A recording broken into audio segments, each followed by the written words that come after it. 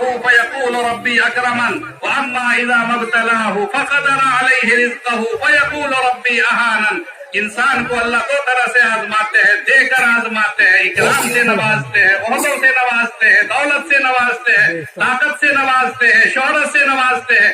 جب سب کچھ ملنے لگتا ہے تو انسان فرعون بن جاتا ہے اور خدا کی خدائی کا انکار کر بیٹھتا ہے اور کہتا ہے یہ تو میرا پیدائشی حق تھا.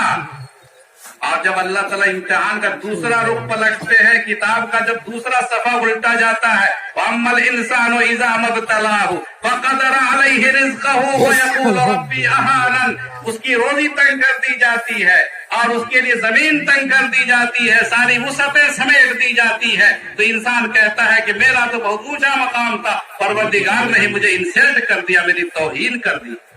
آزمانے کے دونوں طریقے. اللہ فرماتا لِيَبْلُوَكُمْ فِي مَا آتَاكُمْ، تمہیں ہم آزمانا چاہتے ہیں کہ تم کو جو ہم نے دیا ہے وہ تم کو ادا کرتے ہو، حق ادا کرتے ہو کہ نہیں. انسان ہر نعمت میں اللہ کو یاد کرنا چاہیے، اللہ کو ہمیشہ اللہ کا انعام، اللہ کی چیز سمجھنا. اسی لیے دعاؤں کی جو تلقین کی جاتی ہے کہ کھانا کھاؤ تو یہ دعا پڑھو، بسم اللہ الرحمن الرحیم.